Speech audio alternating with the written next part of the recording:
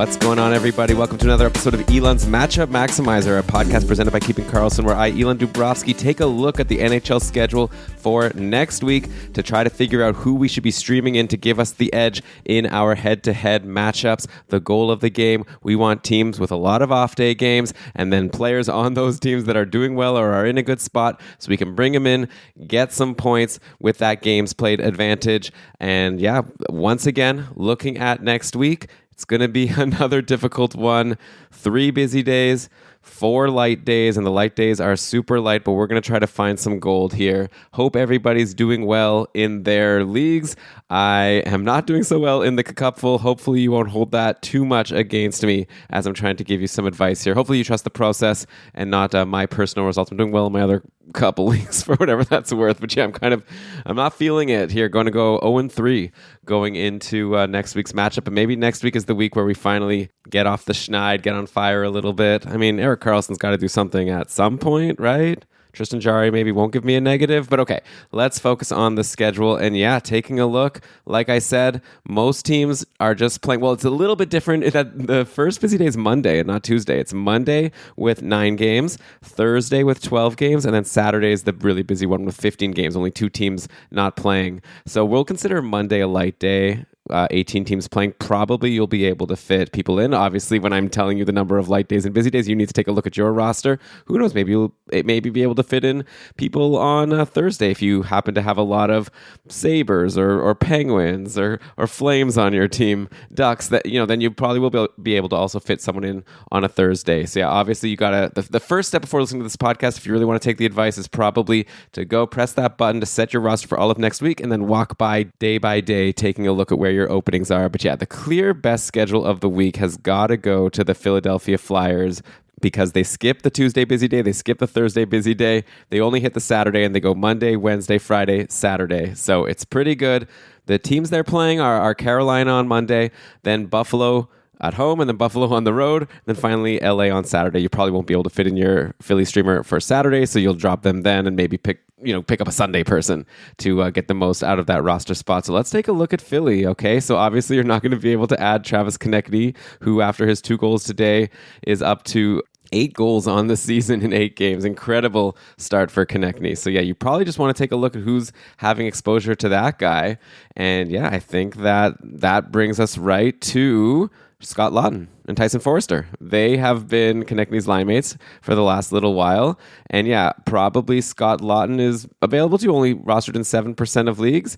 And yeah, he hasn't been doing too well. He did have an assist today in the 7-4 loss to Anaheim with only 1 shot. In previous games, though, he's had 3 and 4 shots for a lot of games. So I think Scott Laughton makes for a pretty reasonable stream to get that Monday, Wednesday, Friday. Taking a look at some other Flyers. I mean, if you could get Travis Sanheim, Lewis and Shams said it on the last episode of Short Shifts. If you could get Sanheim, just go and get him, because I think at this point he's probably a season-long hold, or at least a hold for the time being with all the ice time he's been getting, and he's been doing really well with it. Like even today, he didn't get any points against Anaheim. 5 shots for Sanheim in his 24 and a half minutes. So yeah, definitely you grab him. That's not a stream. That's just general advice that Brian and I could touch on some more on on tomorrow's show, the mega show, where we'll just kind of go over the general trends. Right now I'm just looking at the schedule here and people who might be able to stream in.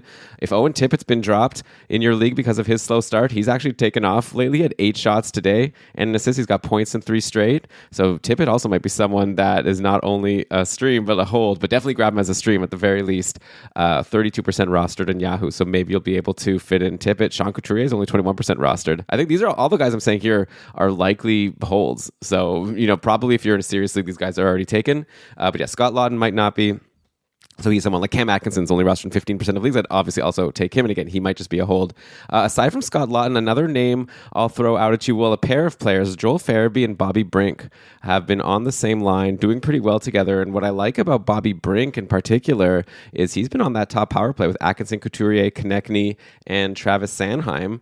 And Brink is coming on a little bit. He started slow, but he has now 6 points in his last 5 games after 2 multi-point games, 2 goals goals against Minnesota and then 2 assists versus Anaheim. So I feel like why not take a flyer on this second rounder from 2019. Maybe he's just a stream. Maybe he turns into a hold because of this power play deployment. So I think Bobby Brink or Scott Lawton, if I'm just thinking of who are the likely people available. I've said, again, if you can get Sanheim, Tippett, Couturier, Atkinson, obviously, okay? But of the likely streamers, I'd say my 2 streamers of the week are Lawton and Brink, and I might even lean Brink just because, of the power play. And obviously that could change. This is Tortorella we're talking about. Also, if you want to go for a defenseman, one guy I'll throw out at you is Sean Walker, who has been pretty solid so far this season. He's playing big minutes, not as big as Sanheim. He's up to 4 points now in his 8 games. Nothing to sneeze at for a defenseman, and pretty solid peripherals, a lot of blocks. So if you're in a super deep league, maybe take a look at Sean Walker also. So that's the Philadelphia Flyers. There's one other team that has 3 light day games, and that's Anaheim, who just plays 3 times, but all of them are on, well, assuming that we're going to call Monday a light day, which I said we can because it's 18 teams playing, so obviously confirmed. But assuming you can fit in your Anaheim guy on Monday, that means you're getting Monday, Wednesday, and Sunday. Up to you, of course. If you want to, after Wednesday, maybe drop that person, look at a Friday person and try to get back on board for Sunday. But it's Monday against Pittsburgh, Wednesday against Arizona, and then Sunday against Vegas. So at least you could start the week on a strong foot. Obviously, the complication with Anaheim is we do not know if Leo Carlsson is going to play. I guess we've heard that he's only going to play 2 of these games. We don't know which 2 exactly. When he plays, grab him because he's been on the top line and top power play with Zegras and Terry at even strength. So it's a really good spot. He had a big 1 goal, 1 assist against Boston. Somehow no points in the 7-4 win against Philly. Same for Troy Terry. Kind of frustrating. I have Carlson and Terry in the cupful. And I think my fortunes would be a little different if they would have gotten a commensurate number of points out of those 7 goals that Anaheim scored. But anyways, enough about that. So Anaheim, definitely you're looking at Leo Carlsson for the games he plays if he's available, 10% rostered. I guess a name I have to throw out there at this point, Ryan Strome, really heating up. Another big game today. All the points that I thought should go to Terry and Leo Carlsson went to Ryan Strome. He had 1 goal and 2 assists, which was following up a 2-assist game versus Boston, which followed up a goal versus Columbus, which followed up an assist versus Boston. So we're talking about a 4-game point streak for Ryan Strome, who is left wing and right wing eligible on Yahoo. And last year, if I recall, he was a center. So that's kind of funny how that switched around. But Strome's been playing on a line with Frank Vetrano and Mason McTavish. And Frank Vetrano and Mason McTavish are pretty solid line mates, especially with Frank Vetrano being the amazing goal scorer. He's turned out to be 8 goals and 1 assist in 8 games now. It's a Vetrano and Konechny right up there among the league leaders in goals, which obviously then does bring me to Frank Vetrano, who I wonder if it's too late to stream him. He's already 59% rostered in Yahoo, so I'm not going to call him. But definitely I would grab Frank Vetrano, and he might just be a hold at this point. Obviously he's not going to keep up the shooting percentage that he has. 27.6% will probably go down, but even if he only had half the goals, right? Even if he only had 4 goals and 1 assist in the 8 games, that would still probably be worth rostering in a lot of leagues. So assuming you can't get Zegras, Vetrano, Terry, then I think your next best bet is going to be Leo Carlsson or a Ryan Strome, or I guess let me throw out Mason McTavish. I'd probably actually take McTavish over both of those guys. Again, I don't know. It's hard for me to do this show because I don't know who's available in whose leagues. In my couple league, McTavish has been rostered, I think, for the whole season. So, and he's on a great run as well. So, to put this all in context, if I could try to put this all together for you, McTavish is number 1 if he's available on Anaheim. Well, Vetrano's number 1 because he might be available. Then McTavish. And then you've got Ryan Strome and Leo Carlsson. Flip a coin. Go Ryan Strome because he's going to play all 3 games. Leo Carlsson would be someone you grab for the games that he plays.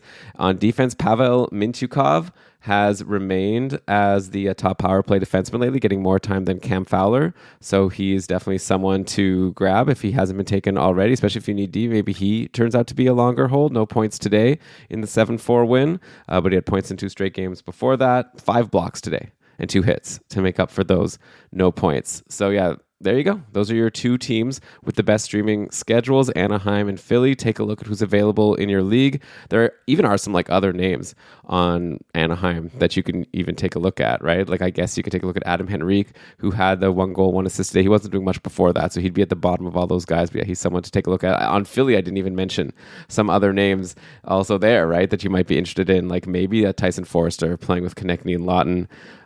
Maybe Noah Cates playing with Brink and Farabee, depending on how deep your league is. But I wanted to just throw out the names that jumped out at me the most. So yeah, we'll take a break, and then we still have a bunch of teams that have 2 light day games. Again, there's not that much to choose from. It's not like a standard episode of these from last year where we had a bunch of teams with really incredible schedules. It's definitely just Anaheim and Philly if you want to get those 3 off day games. But yeah, we'll look at the 2 off day game teams as well. We'll be back in just a sec. All right, we are back on the Matchup Maximizer where I'm taking a look at teams with good schedules next week. First of all, maybe I'll just mention a few teams with really bad schedules, specifically teams that have no light day games.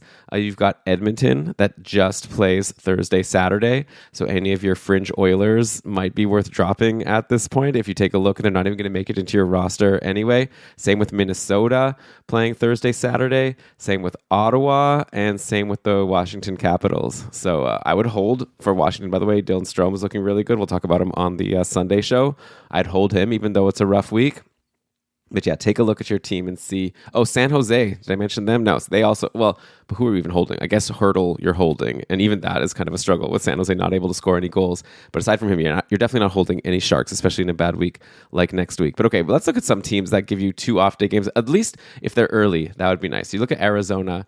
They go Monday, Wednesday, Thursday, Saturday. So you can get that Monday, Wednesday, and then swap to someone else, pretty much the same as Anaheim, right? Then you can swap to an Anaheim guy for the Sunday game, or swap to a Buffalo, New Jersey, Philly, or St. Louis player who plays Friday. So nothing wrong with jumping on Arizona to start, even though they only give you the 2 off-day games. Arizona is a team that still has Barrett Hayton as their top-line center, even though he hasn't gotten any points. He's probably been dropped in a lot of leagues at this point because of this slow start. He's now down to only 8% rostered. Like, I would still think as long as he's in that spot, he should get going at some point. Like, I don't see why not. He's taking shots. So I know it's starting to get a little ridiculous, but definitely grab Barrett Hayton on a week with a good schedule. Hope that this is the week he breaks through, and then maybe he becomes a hold like we expected him to be going into the year. He's playing with Schmaltz and Keller, who are both doing well. So it's kind of weird that that Hayton hasn't done anything. I don't know if it's just that he's not participating or if it's just like super unlucky. Schmaltz and Keller are the obvious guys that should be rostered in all leagues. I still don't get how Schmaltz is only 36% rostered. I'm at the point now where I just don't think it's like there's nothing he can do. Like, Schmaltz has more than a point a game so far on the year. He's got a 4-game point streak, and he's still only 36% rostered. So I think that's just where he's going to stick. I don't know. Again, grab him if you can. I keep on bringing him up. Arizona keeps having good schedules too. So another reason to grab Schmaltz. But okay, assuming you can't get him, you obviously can't get Keller. I've already brought up Barrett Hayton, who I'd grab as the next best guy on the top line and top power play. Logan Cooley, you would think, would be the next, but he's like cooled off a lot since his start, and he's actually been getting not the best deployment. In that last game against LA, Cooley was playing on, I think, like the 4th line with Michael Carconi, I think, and Zach Sanford. So yeah, not the best deployment. I think probably the guy I'd be next interested in Arizona at this point for the short term is Matias Maccelli, who's on a 4-game point streak, just scored against LA.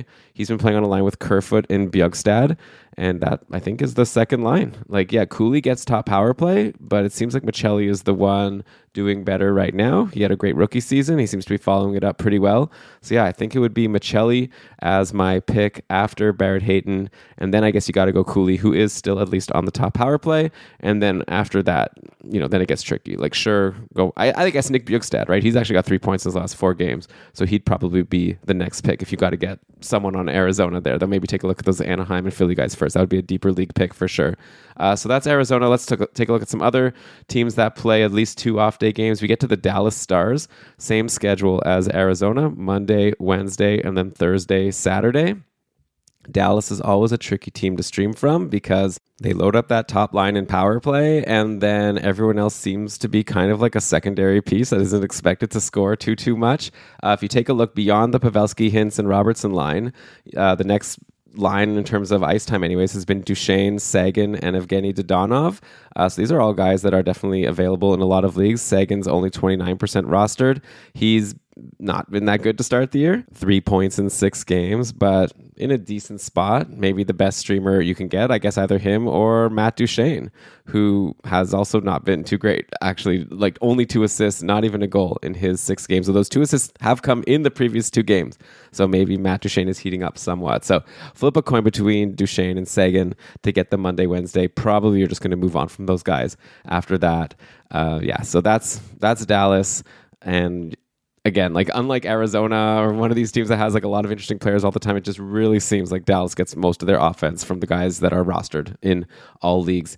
So taking a look at other teams that play 2 light day games, that's it for the Monday, Wednesdays. I guess if you just want to take a look at the Monday now I'm really like scraping the bottom of the barrel here, but this is what we have to do with these difficult weeks. Vegas plays 4 times, and there's 2 off day games there, Monday and Sunday, and then you also have Thursday, Saturday in there. So maybe you grab a Vegas player at least to start the week. They've changed up their lines a little bit recently. I think it's Paul Cotter. Yeah, Paul Cotter has been getting a pretty good spot in the lineup, playing with Stevenson and Mark Stone. And Cotter did have that highlight reel goal, which was great. He's also the second power play. So if you're in a super deep league and you want to at least get the Monday and then go from there, as long as he's playing with Stevenson and Stone, you're going to probably want to check GameDayTweets.com on Monday to see if that line even holds. But yeah, I think that Paul Cotter is good. The thing is, they lost 4-3 to Chicago, so I don't know if things are going to change. But yeah, I really like that line at the very least. And yeah, maybe if you're in a league where people at this point have dropped Barbashev after his slow start, then yeah, grab him maybe for the Monday game. Hope that he can do something because he's still on the line at least with Marchessault and Eichel, so it's a good spot to be. So yeah, I guess those would be your streamers. If William Karlsson is out there, he's actually having a really good start to the year. He's on a crazy point streak and still only rostered in 35% of leagues. So yeah, definitely William Karlsson would be my number 1 streamer pick on Vegas. And then maybe take a look at Paul Cotter or Ivan Barbashev as your next couple. There's only one more team next week that has 2 off-day games and at least starts on the Monday, and that's the Chicago Blackhawks, who play Monday and then not again till Saturday, Sunday. So it's a tough stream. Like, you're probably not even going to want to hold the Chicago person after Monday. And they're playing against Philly, and Carter Hart has been super good. So who knows?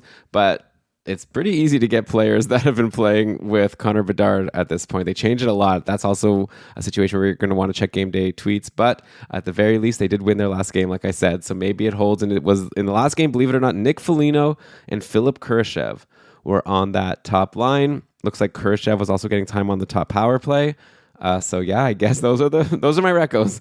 If you want to grab someone from Chicago, Foligno, I'd go Foligno over Kurashev, especially if your league counts blocks, gives you something. You get a little bit of a peripheral floor, and who knows? Maybe Foligno can do something. He's not having the worst season. Like overall 4 points in 8 games, and that includes an assist in the last game against Vegas. Actually, 2 points in his last 3 games now, taking like 2 or 3 shots a game, which isn't too bad. A couple hits also. So yeah, take a shot at Nick Foligno playing with Bedard. See if they can do something in their Monday game against Philly.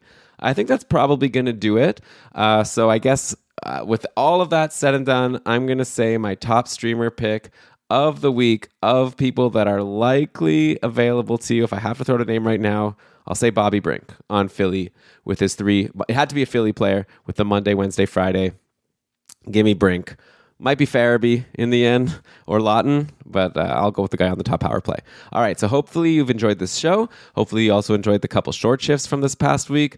Lewis, Jeremy, and Shams are just knocking it out of the park with those midweek episodes, keeping us all up to date. And then Brian and I have a big one planned for tomorrow where we're going to go over all the news and notes from the past week to get you up to speed and hopefully able to continue to dominate your league, as I'm sure you are, unless you're in a super challenging league like mine, where it's very difficult to dominate against all like just aces. Just every single player, it seems, in my division are on top of everything at all time. But yeah, like I said, hope you enjoyed it.